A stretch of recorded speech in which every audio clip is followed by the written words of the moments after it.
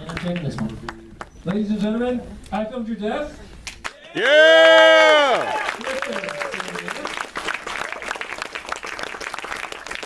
We're gonna do some questions and answers. Mr. Michael Horst, can you come up here for us? Yeah! So while he's coming down, a lot of the actors and people who worked on this film are here.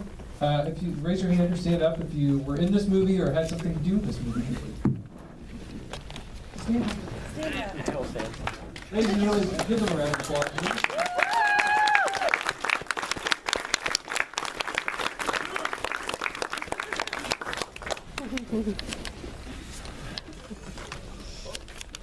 Right, guys, rolling. Let's roll. So, Sam, first question is going to you. Please. Can you just tell us briefly why What the and fuck that how? was? Yeah. So where did this come from? What was the genesis? Well, this comes from just, I guess, all of the fear and anxiety that this society seems to have in it. And I've been, grown up in this kind of generation of fear in the post-Columbine generation. And so that's just always been kind of the world that we live in. So it's just born out of my natural fear, and I thought I'd take that fear and try to pass it on to you guys. Thanks, Sam. So, Michael Horst, what the hell are you doing in this movie? I know it's nice at this stage of my career I get to help new filmmakers, and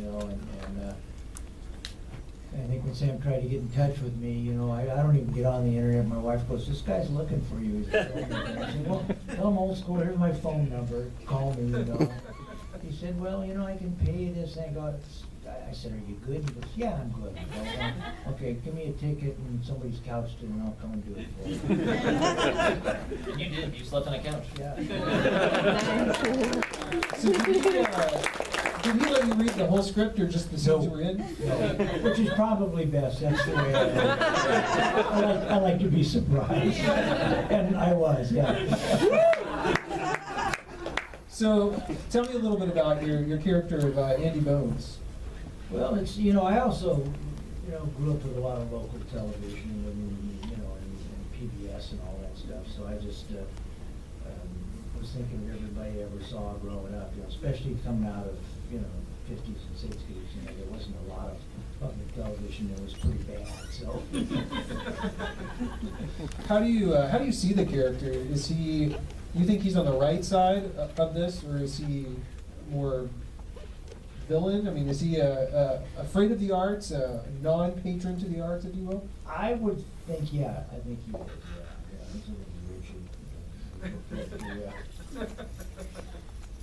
Richard. So this is the first time you've seen the film all put together? Yeah, it's wonderful. I really enjoyed it. It's wonderful. It has a sense of humor. It's a horrifying film to watch. It's and there's a lot of realities in it also. It shows the underbelly, especially in little small towns where people think that nothing's going on. I've done a lot of stuff about little small towns. How long were you filming? How many days were you filming? I can't remember. How many days were I filming? You're only filming for 1 day, Michael. Oh, that's why I can't remember. It's nice to be in Memphis. It's one of the places in the South they haven't screwed up yet. We've still got great charm here and great Southern food, and it's they have a Nashville together.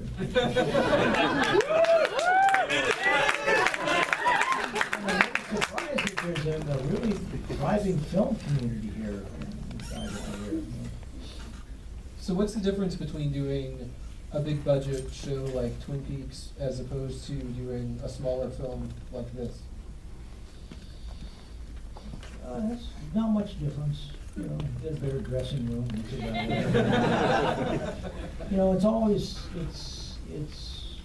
It's always in the story. It's got to be. It's got to be on the page first. If it's not on the page, it doesn't matter what you do. And a lot of people try and do films and just try to be odd, you know, but you can tell when somebody's really believes in what they're doing and, you know, and they're rooted in the story. So Sam, you got a number of people in this film, besides Michael Horse. You got Lloyd Kaufman, you got Peter Tork. How did you get Peter Tork of the Monkees to be in this? Persistence. Yeah, I basically made a list of all my favorite movies and TV shows and all my favorite people from those things, and I went down that list and just tried to contact them and figure out who would fit each role best. And so Peter Tork, there was some proximity to where we were shooting, that he lived close by, so I knew that could be a possibility. But it still took about a year and a half of talking to those people to actually make that happen. But you know, it was very thrilling to get him there. But yeah, it was definitely just getting myself in front of him and making him see me. And I don't have any people. I was impressed with, you just got people, you know? You've got chickens. Yeah, I got chickens. So who else, Sam, did you get? You got voices, you got some musical people. Who else? Yeah, we got Mark Scheffler, who was in The Last House on the Left, the original Wes Craven one. He's doing one of the callers on the TV show. We got, and actually the composer David Veroni and I, we went to the shooting location of Last House on the Left and just absorbed some of that energy. Good positive energy. Yeah, as you can see, the positive energy really sunk into this film. And then we got Robert Kerman, who was in Cannibal Holocaust, and he was in Debbie Does Dallas and about 300 pornos. So I was really eager to talk to him. And Walter, the incredible assistant director of this film, went to the place that he was staying in New York and just sat with him and talked to him for about like 8 hours. And we got him just for another one of those cameos. Also, Lindsay Kemp is the one who's doing the voice of the Public Access Channel, and he was the mime who taught David Bowie everything about miming in the late 60s, and they also had a torrid love affair together. But, yeah. Allegedly. Well, if you believe Lindsay Kemp. But, yeah, I directed him over the phone, and he was in Italy, and I hired 2 Italian recording engineers to record him, and yeah, there you go. He was also in The Wicker Man. Yes, exactly. He was the landlord in The Wicker Man. So Michael, do you watch horror films?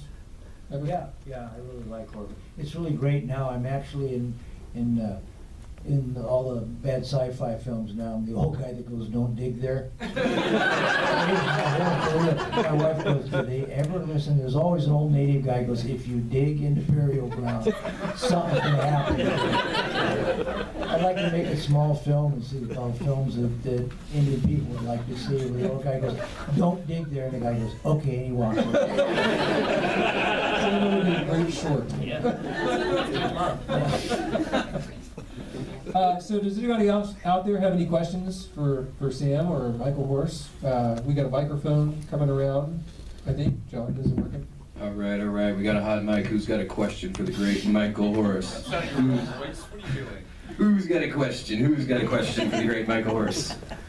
Who would like to play Somebody today? up there. Up there? Keep walking, John. All right. Go ahead. First of all, I love Twin Peaks. You're amazing. Me, I'm a fan just like everybody else. You know, David and I go back, I've known him since the 70s, and he's an amazing man. He's very kind. He doesn't have any dark things inside of him, you know, and but he's a true artist, you know. I mean, we knew when we were doing the first one we were doing something special, but it took me 25 years to realize really what David did. Everything that's out there that's good now, Legion and American Gods, and all has Twin Peaks' DNA all over it. My question is, how nice is the log lady? Oh, she was my friend, you know. And when I went to say goodbye, people said, "Well, you know, how come you didn't cry?" Or I wanted to just pay homage to her bravery for doing that, you know. She would really get into that. One day we tried to pick a little piece off the log, and she just slugged me, you know. All right. Great question. Who else has a question? Chad Barton, would you pass that? I will definitely. It's Sam Baer. I've never met you before, but as a person that's never made a movie ever before, what's it like taking 8, 9, 10, 15 years to make a movie? I wouldn't know anything about that. So just lay it out for us. Well, there's clearly only one person in the room who's ever spent over half a decade making a movie. Yeah, it's really exhausting. I'm super fucking tired, and we just got the movie done, whatever, yesterday. So I'm looking forward to resting and relaxing tomorrow, and then get back to it and make another one. What made? All right, It's a tedious job. It's the people that stick with it. It's I was toying with the idea of directing a long time. I don't want to work that hard. It's hard work. All right. Who'd like to go next? All right.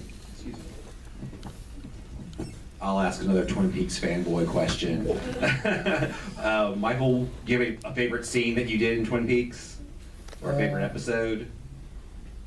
Yeah, it's actually the bunnies, It's not the bunnies. I went there, oh, come on, And I have to get on the internet every now and find out, really how deep all this stuff is. I go, hey, it really is about the bunnies, But everybody was so nice. I didn't know how people would be, and Kyle was a big star. He was so sweet. Everybody was really glad to be back doing it again,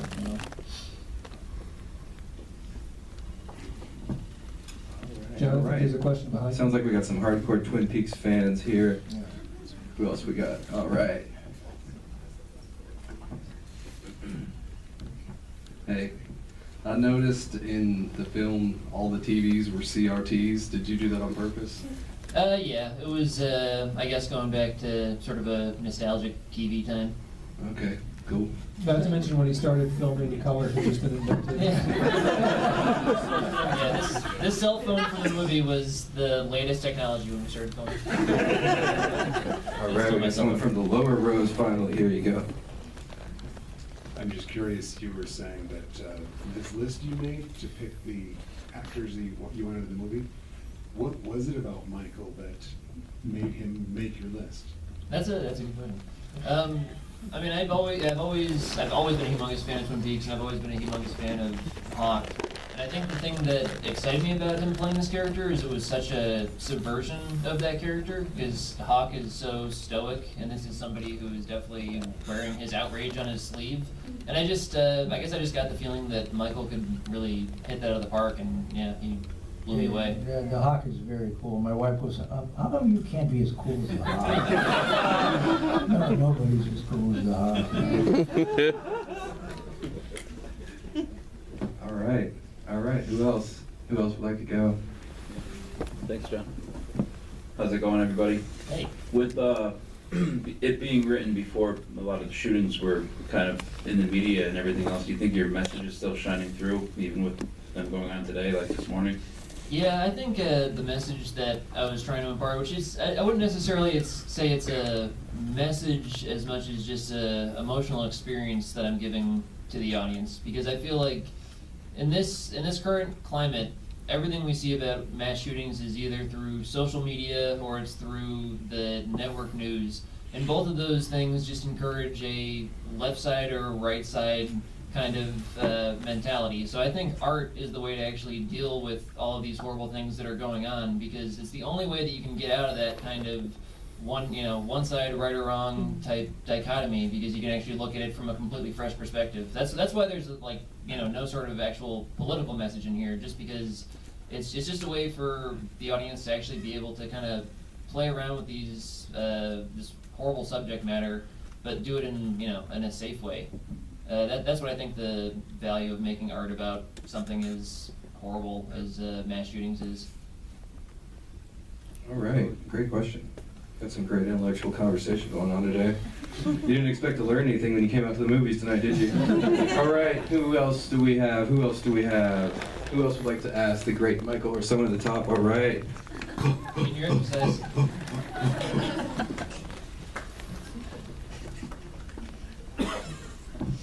I was wondering how much footage exists of Andy Bones's public access show? We Will have, ever like- see more of that? There's almost like a full 20 minutes of that show. We had, we did quite a bit of that. Yeah. And, yeah. I'd like to have my own Andy Bone show. I got a whole list of people I would like to have on that show. But yeah, hopefully we have quite a few deleted scenes from the movie. So hopefully when this thing gets on, home media, we'll be able to put some of that on there. And there's some amazing scenes with Michael that didn't get to make the cut. So definitely want the audience to see that. Michael, were you and Lloyd Kaufman, did you film it the same day, or was those totally different? No.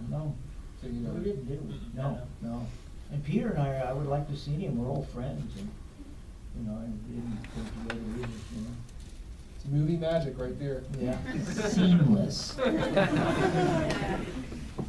right. You got another question? All right, we got another one.